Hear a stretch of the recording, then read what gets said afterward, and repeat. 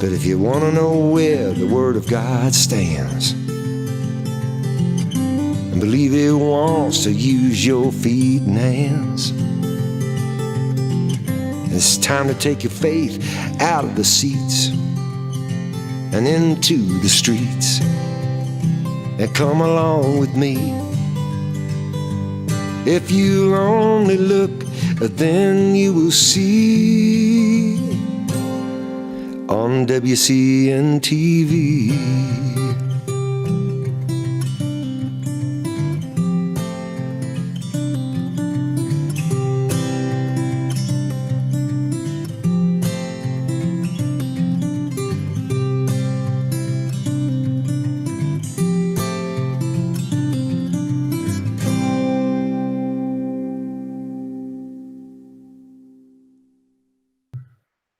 Welcome to WCN-TV, Wednesday, November 4th.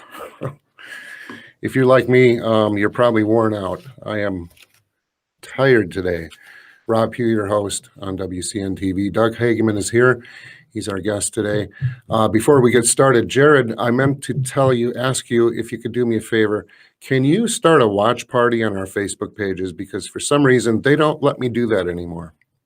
So that'd be cool if you could figure out a way to make that happen. So today, the day after the election, and Doug Hagmann is with us. He is the founder and director of the Hagmann Report, which is perhaps the largest running alternative media internet TV program in the country. He began that after 9/11 when he did an intense investigation on that. He's a multi-state licensed private investigator. He's worked as an operational asset for the U.S. Department of Justice, the FBI, and the New York and Pennsylvania State Police. He's also an author and a frequent guest on many national syndicated radio shows, Fox News, Your World with Neil Cavuto, the CBC, and many others.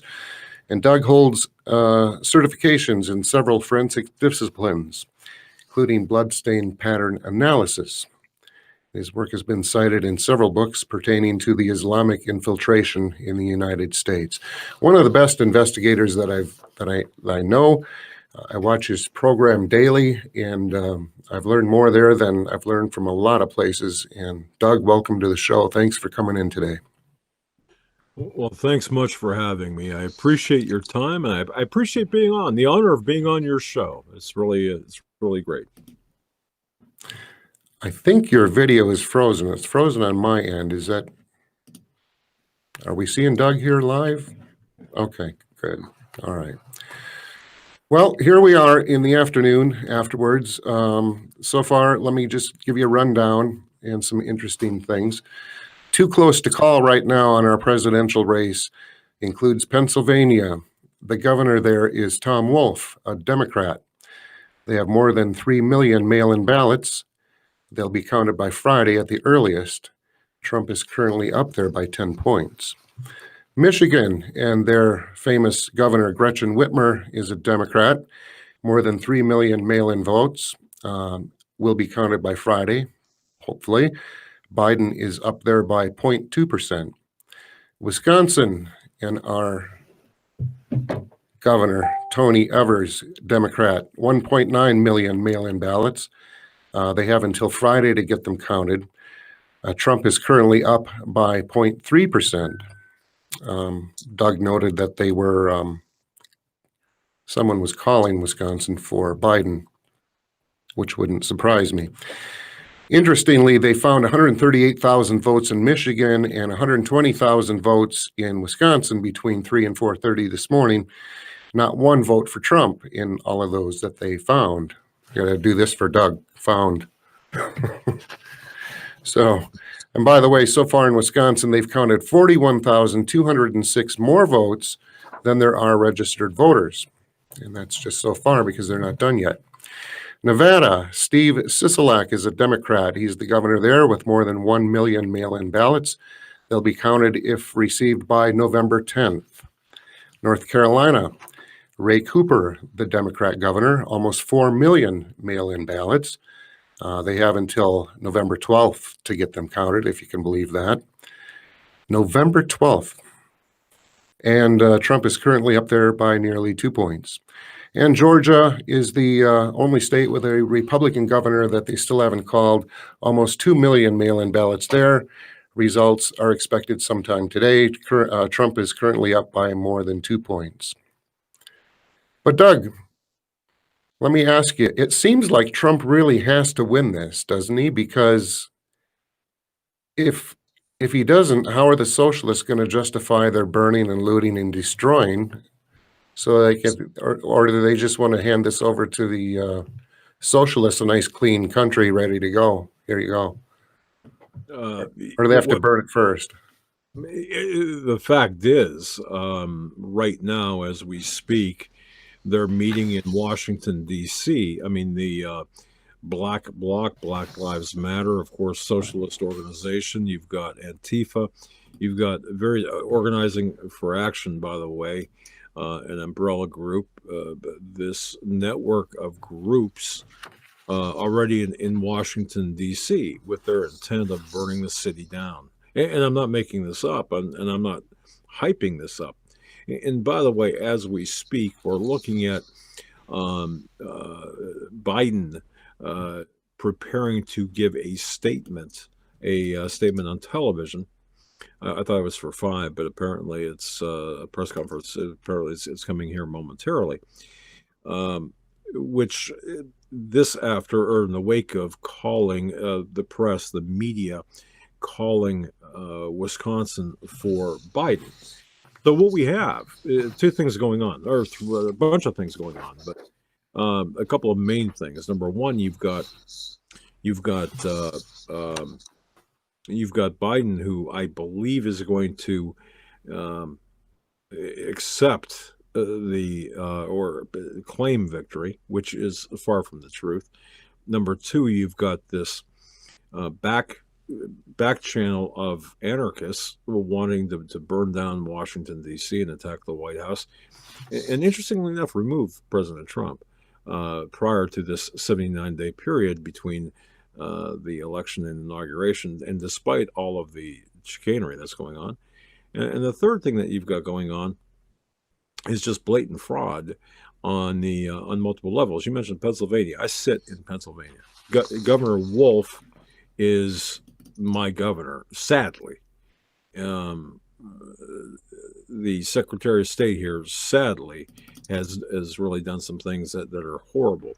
As you know, and as your watchers, viewers, and listeners know, that Philadelphia, when President Trump came on television this morning at 2:30 this morning, I was watching it blurry-eyed, but I was watching it in my office and I'm listening to him. The Secretary of State of Pennsylvania says, okay, we're going to halt counting in Philadelphia, for example, halt counting, stop counting ballots. Well, they didn't actually do that. And this was a consortium of democratic states that I would call a conspiracy by definition, legal definition, Black's Law Dictionary, a conspiracy. They recounted, they began counting again at 4 a.m. And inexplicably, as you pointed out, they found ballots in, I think it was Wisconsin Wisconsin and Michigan. And suddenly now they're looking in Philadelphia. They're trying to make up the President Trump wins in Pennsylvania. And by the way, and I'll turn it back to you, President Trump had outperformed in all states, outperformed his previous performances. And I know that big headline is Joe Biden receives more votes for president than any other person in history. Yeah, I get that. But when you look at the comparison between the 2016 race between Donald Trump and Hillary Clinton, you can see that President Trump had outperformed his performance of 2016 in 2020. So you've got, and last thing, I'm going to make a very assertive statement here, and I, regardless of how this goes, I believe this, that there is absolutely no coming back from where we are right now. There's no coming back. I know. and that's a little bit disheartening. Yes. I just before the show began, I was on the phone with Judge Roy Moore and from Alabama, and he is beside himself with the lawlessness that's been going on. I was also speaking with Mark Sutherland from the UK probably about an hour ago, and he is absolutely through the roof. He's just he cannot believe what's happening and how we are letting this happen again. But anyway, as you mentioned, we had some riots last night in D.C. Well, I guess they called it a protest. There were hundreds marching through D.C. last night, demanding to burn down the plantation. And then in Seattle, we had 8 anti-police BLM protesters arrested last night in a mostly peaceful rally. So, but it's just beginning. Regardless of what happens today, the leftists already have their plans in place, and they've put a lot of time and energy into planning this months and months and months. So they're not going to just let it go, regardless. Even if Biden wins, like you said, they may try to forcibly remove our president.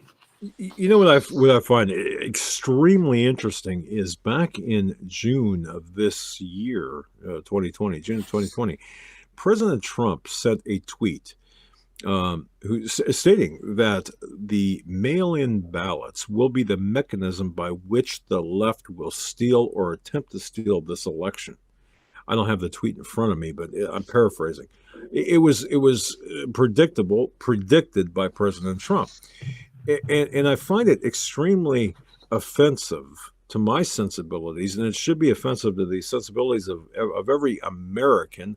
I don't care which side of the aisle you're on, but specifically to conservatives and Christian Americans, that that Jack Dorsey, that Osama bin Laden bearded, in my individual, actually censored President Trump on Twitter. And I don't know if he banned or suspended his ability to tweet, but to communicate, to censor or to ban a commander-in-chief, a president, a chief executive from using a platform during an election is electioneering. And in my personal view, based on my experience as an operational asset with the FBI, with the Department of Justice, now this goes back 25 years, so don't blame me. Things were different a quarter of a century ago, a lifetime ago, really. But I would, if I was President Trump, I would have the Justice Department send out the U.S. Marshals right now and arrest Dorsey and even Zuckerberg for election tampering, because of the way they handled this last night. And even today, they are continuing this process. So that's kind of my position. But right now, we are in such trouble. I just hope people who watch this appreciate how much trouble we're in, how we got here, and how we need to get out of this. Because, Rob, I got to tell you, I don't see a way out of here without bloodshed. At this point, and my wife tells me to be optimistic all the time. She didn't tell me that today. I just don't see how that we can escape any of this without bloodshed. That's not my intent. That's not my wish. I'm not advocating that. But you've got divides that are so severe, cheating that's so blatant, crimes, and I mean crimes that are so incredibly in your face. What do we do? Well, yeah, I knew months ago when they announced the mail-in voting that indeed was going to be their primary mechanism for stealing this election, is basically what's happened. Right. There's nobody in their right mind that can possibly believe that Biden has gotten the votes that he's gotten naturally, organically. Again,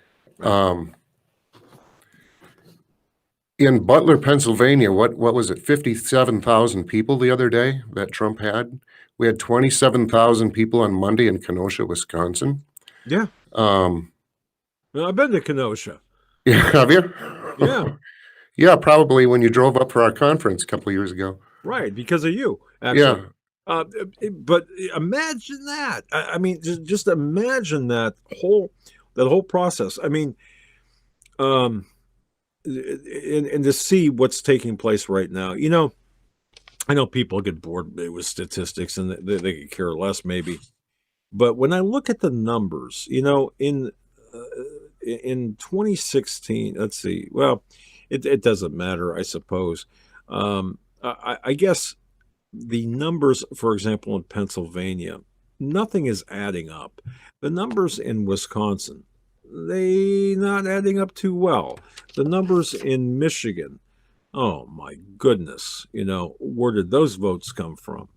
Oh, by the way, in Pennsylvania, yeah, the stopping counting and putting ballots in trunks and then finding ballots. And I mean, it's just ridiculous. So anyway, I think people. well, you know, this happened when Obama was selected, and I say that for a reason. He was selected, he wasn't elected, but when he was selected both times, there was massive voter fraud, and people just let it go. I don't understand how that. I mean, why was nothing done? Well, you know, in part, I have to look at President Trump because I know that he's done his best to fight off the deep state, and he himself has said that, you know, it's really the deep state, the swamp is deeper and more fetid and wider than I ever thought it was. And we have Bill Barr in the as a attorney general. We have Christopher Wray. Christopher Wray, I believe, should be fired like right now. But that aside, we had the time to investigate all of this. Barr had the time. The FBI had the time, and we didn't. They didn't do it. It's, to me, this is not the way things should operate. And by the way, I do believe that it wasn't an oversight; it was an intentional. Let this go. Look, right now, just right now, think of where we're at. Or think where we were. We had Obama, who was not a natural born citizen, was not eligible to hold the presidency of the United States. 8 years in office, we had, I mean, books upon books were written about him. Unmasking Obama by Jack Cashel, among others. So many books that explain Obama's policies as a Marxist. We did nothing, not one thing. Everyone chants, lock him up, lock her up. It's just, it's nothing more than a chant. And this, now we've got, I've got pet names for P-pads and I know you do. I got pet names for Joe and Kamala Harris. Kamala Harris is not constitutionally eligible for the office that she holds. How many people, I mean, is no one paying attention to this? She is not a natural born citizen. Apparently, no one cares. Well, yeah. Here we are. I mean, well, Rob, let me ask you a question. Where do we, and I don't mean to get all excited about this, but yeah, I do. Where do we draw the line? Where does the average Christian who cares about the future of our country, our children, our grandchildren, where do we draw the line? When is enough enough? Is it when they come for our guns? Is it when they come to kill us? Is it when they come to put us in re-education camps? Because we know Kamala Harris said, hey, we can't have this. I mean, there's going to be a whole can of payback coming and re-education if necessary. When do we draw the line? Well, you know, I really think it's going to come down to all of those that were so enthusiastic at the Trump rallies to actually get off their butts and do something and get out in the streets. And no, we don't want to see bloodshed. I'm not advocating for that, but we need to make some noise about this because nobody is doing it. Are we going to let this slide again? I mean, we had Sheriff Joe Arpaio from Maricopa County, Arizona, did an intense investigation of the Obama birth certificate and brought out absolutely irrefutable proof that he was not eligible. And Sheriff Joe was the one prosecuted. Yes. So yeah, isn't that funny how that works? It's crazy. I shouldn't say we. For example, Judicial Watch, they go attempt to get the emails and such from Hillary Clinton's emails and such from our Department of Justice, or from the State Department, by way of having to sue this Department of State or sue the government. The deep state. I mean, think about this. Tom Fitton from Judicial Watch is fighting the attorneys from the Trump administration. So you've got deep state attorneys still there from the Obama administration, holdovers, fighting against Judicial Watch, who is fighting in favor of President Trump. How screwed up is that? yeah. However, President Trump did sign an executive order, I think it's about 2 weeks ago, that is going to change that. It's going to remove the tenure of the SES employees and also make it easier for them to fire them. So hopefully it'll work. Well, those EOs are immediately erased as soon as the next guy comes in. So yes. Yeah. I don't know where we're headed. Well, I do know where we're headed if this doesn't get straightened out, but we definitely need to get all of those patriots that are so proud to wear the hats and go to the rallies and make a lot of noise to actually start making some noise in the streets. So yeah, and speaking about making noise in the streets, I was watching. I mean, 200 days of riots in the Pacific Northwest. Pick Portland, Seattle, not Kenosha, of course, with Kyle Rittenhouse and others. And then you have the McCluskeys in, where was that, Virginia or somewhere? Mm-hmm. St. Louis. Or St. Louis, thank you. But when I was looking at all this, I was reminded of the crime spree that took place in New York City back in the 70s. And how every night they used to have a body count, kind of like Chicago is today, but a little bit, maybe a little bit worse and more dangerous. But it depends on where you go. But anyway, why hasn't there been any pushback against the riots? Why hasn't anyone come up and said, well, why haven't there been? I guess my question is, why haven't there been more Kyle Rittenhouses? Well, I kind of think that Trump let the states deal with it, and it clearly showed that the Democrat-run states, this is what they want. This is what they're promoting. You have a clear choice between rioting, burning, looting, and just standing down and letting the country be handed over, or you have law and order. It was a clear choice. And I find it very hard to believe that people are choosing socialism other than the high school and college age students that have been indoctrinated their entire lives coming out of these places. You can't tell me that the average Johnny Paycheck on the street can't, is in favor of Biden. Oh, my goodness. No, I think, look, the individuals who voted for Biden, I believe it was a vote against Donald Trump, more so than at any other time in American history. This was a vote against Donald Trump because their hatred against President Trump is so visceral.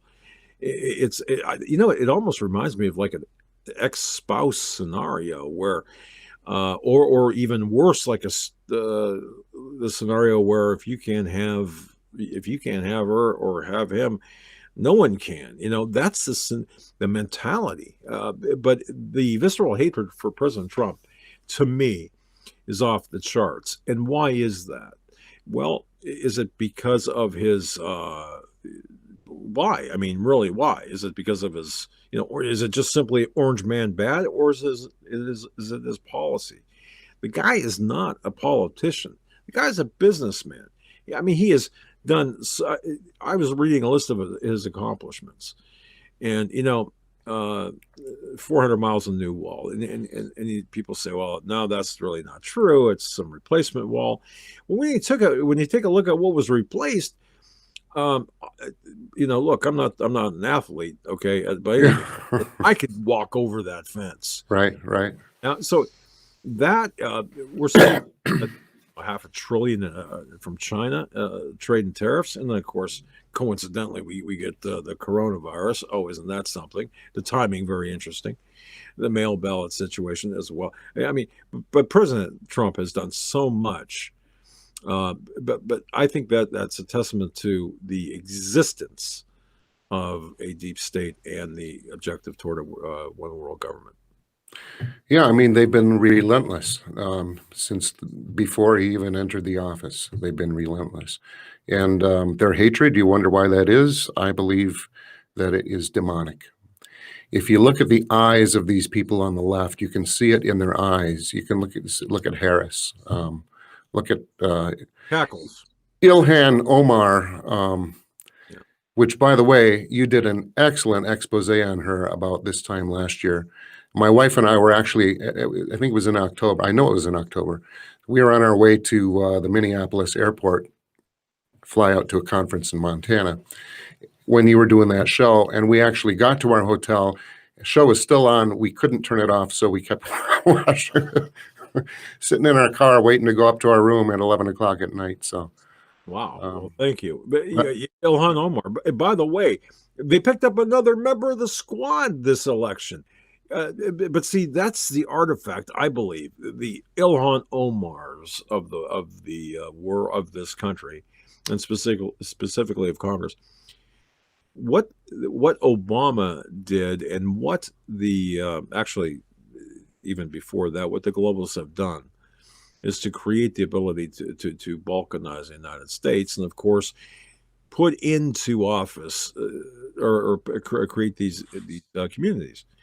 Where it's Somalia in Minneapolis. And, it blows my mind. People want to come to this country, but they want to bring what's over there here. Well, you can't have here if you're bringing what's over there here, because you're bringing poverty. You're bringing, you name it. So, but yet here we are continuing with this, and the American people, the majority of American, I'm fine with it.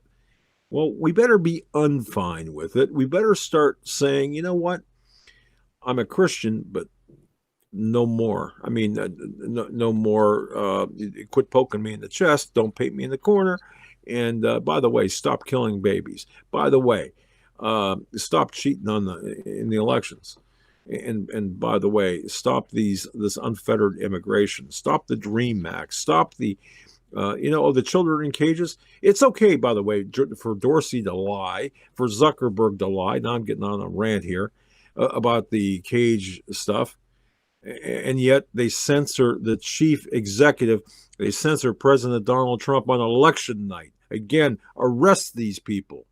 U.S. Marshals, seize their assets, seize their equipment for election tampering. That's what I believe should be happening. And do it today, not tomorrow.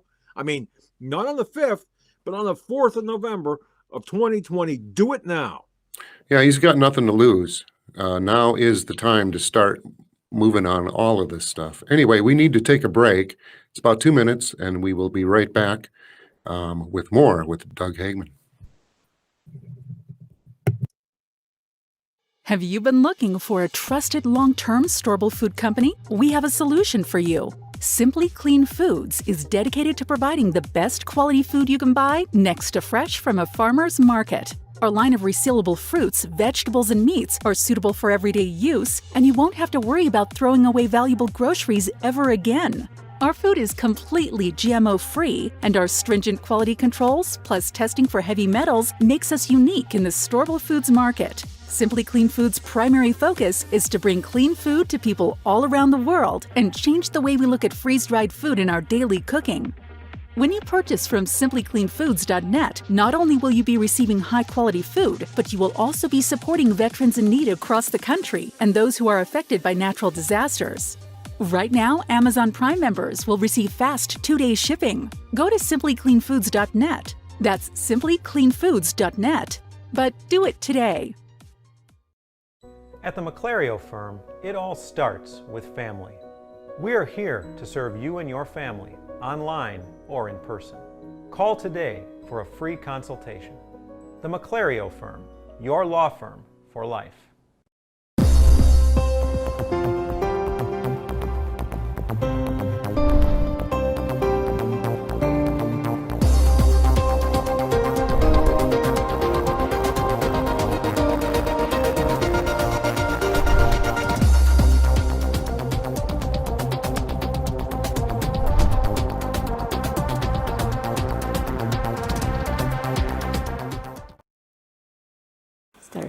Pornography is a destructive force. It destroys individuals, families, and fuels the out-of-control demand for sex trafficking.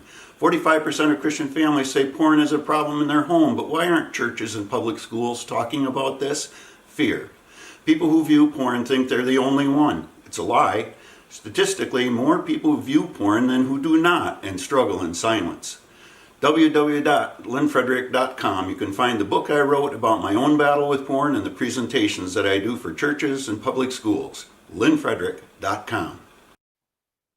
Welcome back to WCN-TV with Doug Hagmann from the HagmannReport.com. By the way, Doug, tell us a little bit about your show and your website and all you have to offer there. Maybe we can bring that website up quick. Well, thank you. My website is HagmannReport.com. 2 N's on Hagmann, HagmannReport.com. And from there, you can get our videos, Hagmann Report Show. It's the banner on top. And the show prep and contributors' articles and such in the body of the website. As you said, I've been an investigator for a lifetime, roughly 35 years. The show, by the way, is somewhat investigative based. I like to do deep dives into various organizations and groups, which I feel will segue into the next topic. But it can be heard on the Global Star Radio Network, or just go to HagmannReport.com, click on the link on the top, and we broadcast from 7 to 9 every Monday through Friday. And you can now we're listener supported, so you can support us. As you are supported through Patreon, PayPal, or whatever means that we can be supported. So we appreciate that. Thank you for asking. And you have your own gourmet coffee as well, don't you? Yes. Thank you. We have it in our kitchen. I should have brought a bag down, but I gotta send you some. I'll tell you what. It's a little pricey. It's on that pricier side, but what we do is we have 3 different kinds, and the Detective's Choice is a hyper-caffeinated. And what we do is we take the proceeds and we send the proceeds to 2 groups primarily. Craig Sawyer's group, Vets for Child Rescue, and also Russ Dizdar. Of course, Russ, and Russ Dizdar's group is investigative team. Boots on the ground, both legitimate, both very good. So that's why we have the coffee line. And plus, I drink coffee, so why not buy it for myself at wholesale? And that's all. But as long as you're picking the beans, you might as well make them available to others. You know what? I make Eric the Tech go out and pick the beans himself. Sometimes I join him. Juan Valdez, he brings it back on the donkey, but okay. Well, I don't drink coffee, but my wife drinks about 12 cups a day, and I make it for her. So she's always excited when she gets a treat. So that's good. That's good. Yeah, and thank you for asking. Yeah, so you can find all this at HagmannReport.com, Hagmann with 2 N's at the end. And last night's show was great. Actually, you had Randy Taylor on last night. He's one of my favorite guests that you feature regularly. So He's going to be coming. By the way, just as a side note, for your listeners, he's going to be coming on more often because we are investigating groups, anarchist groups, and others, somewhat on the line of like we did after 9/11. I was going to say something like O'Keefe does, but with more quietly and using different. But go ahead. I'm sorry. So speaking of anarchist groups, maybe you can tell us a little bit about the Sunrise Movement, and then we have a video I'd like to show to our folks. Well, now, the Sunrise Movement. Boy, where do I start? I'll tell you what, Millie Weaver was on our show. She did a great job explaining that. This is a group that embraces the Green New Deal. The principles are those that embody the denial of science in the form of climate change. They want to get rid of all motor. I mean, they want to get rid of anything that think Paris Accord on steroids, I guess. But they do it in a Marxist socialist framework. Many of the founders of the Sunrise Movement are intertwined with some of the deep state permanent bureaucracy within our federal government at that level, within politics, and you've got all sorts of things going on. In fact, the Sunrise Movement is part of the process, or part of the groups that we're looking at. Go ahead. Right, and also intertwined with BLM as well, aren't they? Correct. And Antifa, BLM, Black Bloc, I mean, you name it, that's what's going on. So all of these groups with these, Sunrise Movement, what an incredibly innocuous sounding name. What could be wrong with the Sunrise Movement? That's rainbows and puppy dogs and kittens. Yeah. Anything. Yeah, and they're actually using it to recruit the young people in our middle schools, high schools, and colleges. So. And I should have mentioned that too. The real focus is on the elementary through college age individuals. Yes. Right. So anyway, we have a video here. This is a leaked Zoom meeting from this past Sunday. So this just took place. 4 days ago. Let's take a look at that if we can start it at the beginning, and then we will discuss that. It's about 6 minutes. Shut it down, DC, about this. Do we have any plans for how to respond if there's a coup? First step is that we think that we need to start the post-election phase in the streets.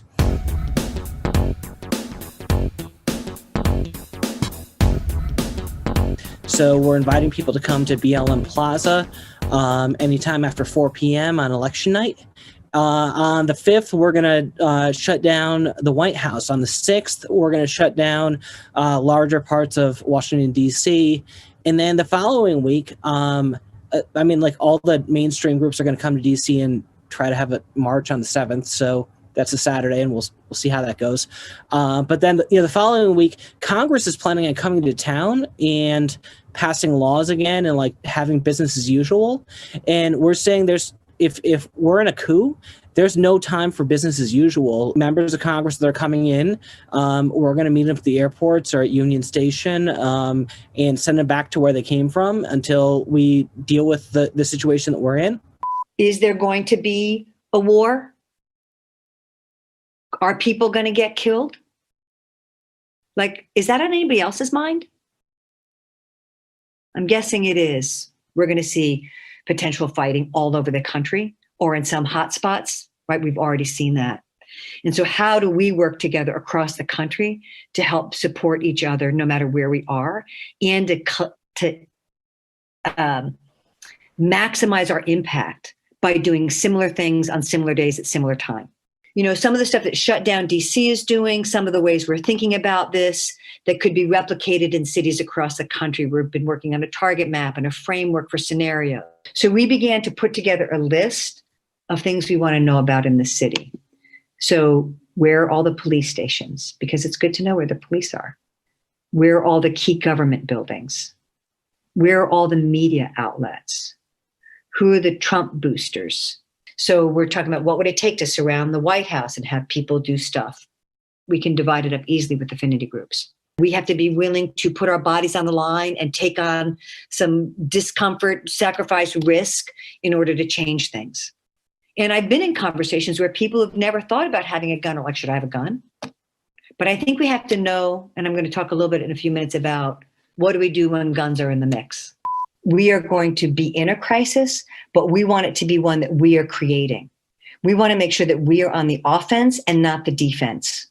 We want them to be responding to us and us not responding to them. In a situation of a coup or an insurrection or an uprising, whoever's got the guns often can win.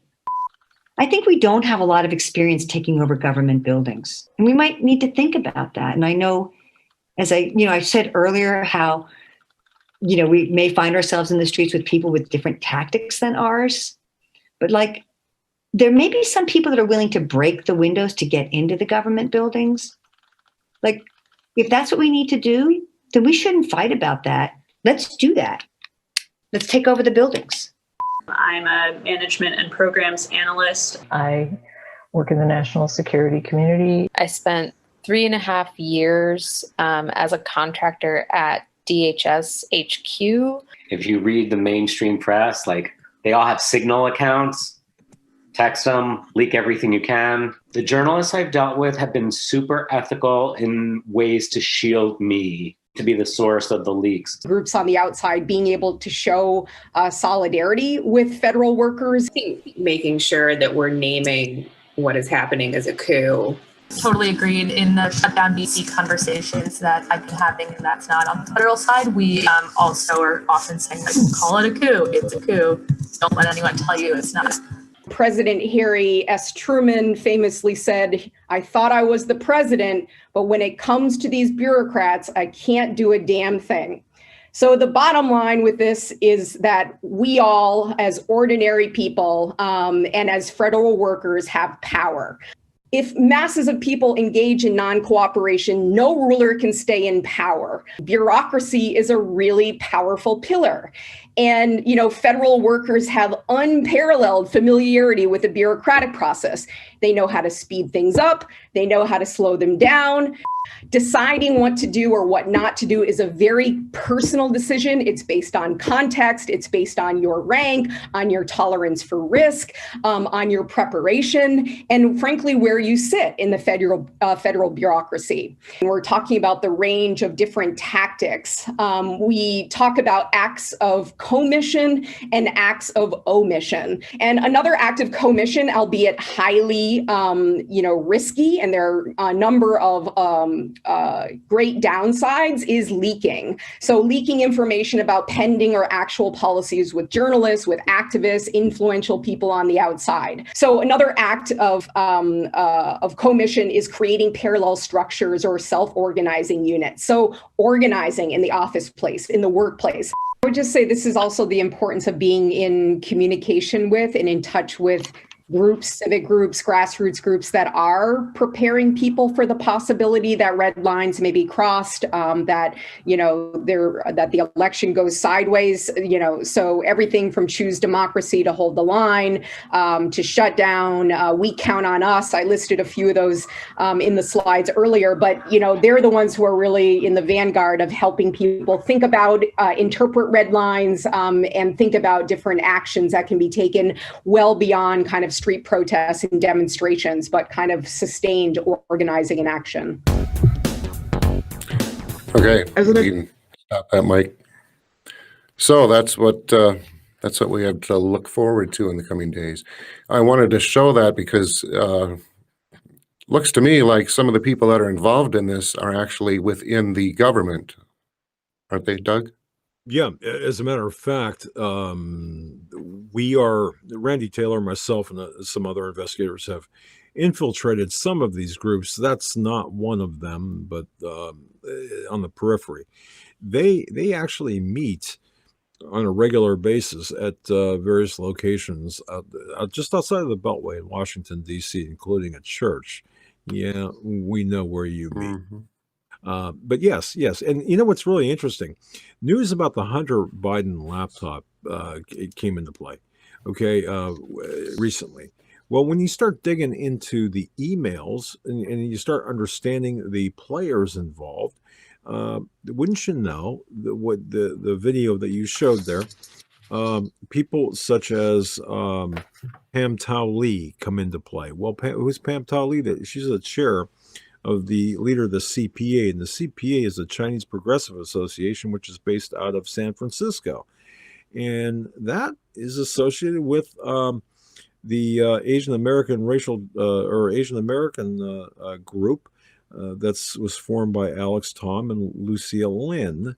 And you're not going to, people aren't going to remember these names, but the bottom line is this traces back to Left Roots, which is a Front for Communist Organization Liberation Road. So all of these groups with these great sounding names, you're looking at Marxist infiltration, Marxist-Leninist infiltration, but specifically in this case, Chinese infiltration by way of people like Hunter and Joe and Jim Biden, Valerie Biden Owens, and Frank Biden. Yeah. This just came in from Breitbart just 5 minutes ago. The Trump campaign will request a recount in Wisconsin immediately. So, citing serious doubts and irregularities in several Wisconsin counties. So, just thought I'd mention that. And thank God that they're doing that. They should put a hold on this election, and they should do a recount in every state. But the problem is, one of the problems is some of the granular level information, like at precinct level. For example, that big drop in Wisconsin, or they cannot. In some cases, they can't really dig down because the level of information in those cases are not at the precinct level. It's higher than that, which might be a little on the bad side if you're a pessimist like I am for President Trump. But regardless, they're still going to find the naked ballots. They're still going to find the problematic signatures, and other irregularities, and sufficient, I think, to have President Trump winning the election. Yeah. So, in other news, let me just bring this up, and then I want to get into something else. But the state of Delaware made history last night. Were you aware of that? Yes, and and I think I threw up a little bit in my mouth just now when you mentioned that. Yes, yeah. Okay. I think the first openly transgender state senator was elected there. 30-year-old Sarah McBride, a man pretending to be a woman playing dress up.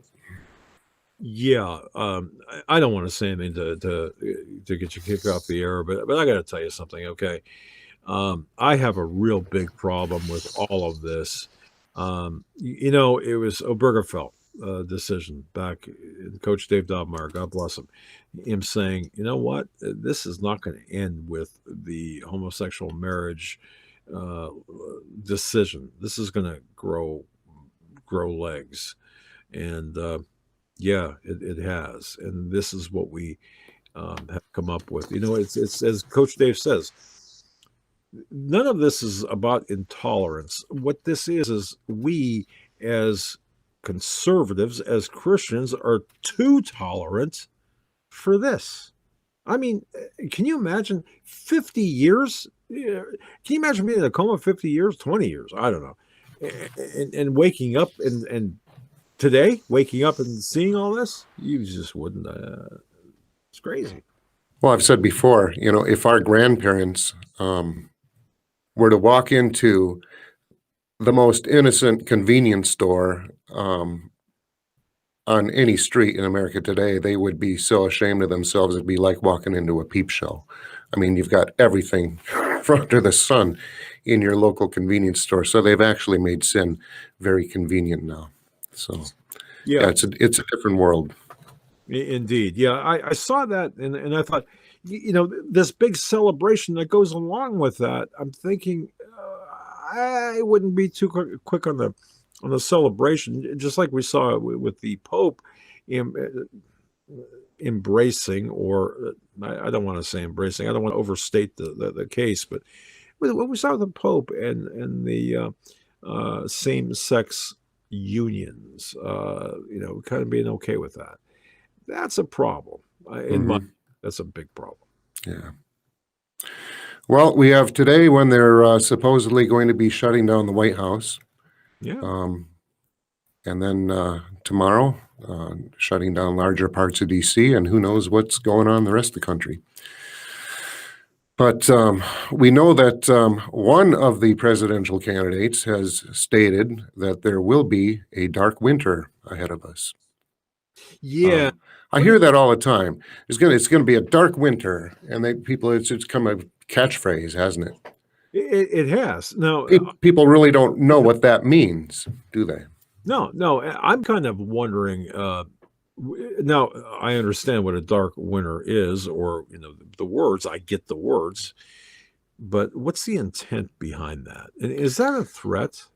Well, I was curious, so I did a internet search, and I realize this is Wikipedia, but in some cases they can't lie. So this is what Operation Dark Winter was: the code name for a senior level bioterrorist attack simulation conducted from June 22 to 23, 2001, designed to carry out a mock version of a covert and widespread smallpox attack on the United States. Wikipedia goes on to state Dark Winter was focused on evaluating the inadequacies of a national emergency response during the use of a biological weapon against the American populace. Sound familiar? COVID didn't kill enough people. 99% of them survived. So now Biden's promising a dark winter while he's got everyone masked up and locked down.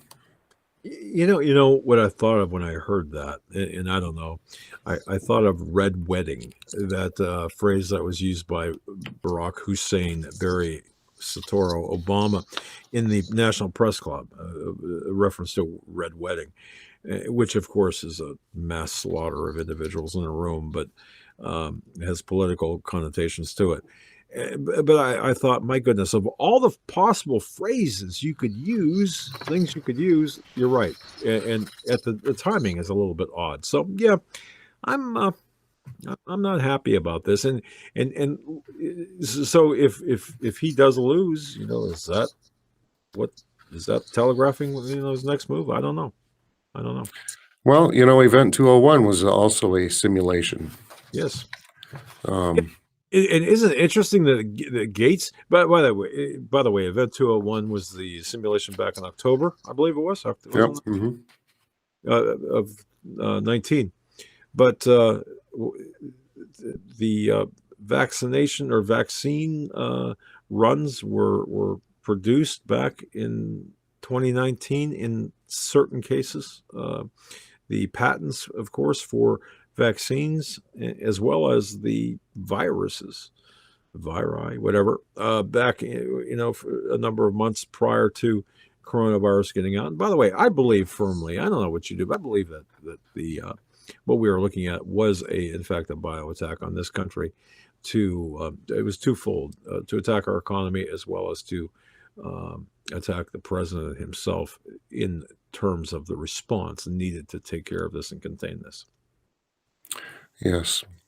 So I believe we're looking at no holds barred, New World Order. This is their final push, and it looks like they're making some good progress. Well, as I stated at the beginning, there's no coming back. I don't believe that there's no. I believe that there's no coming back from what is about to happen. And I think that we are living right now on the razor's edge. There's a hair trigger out there.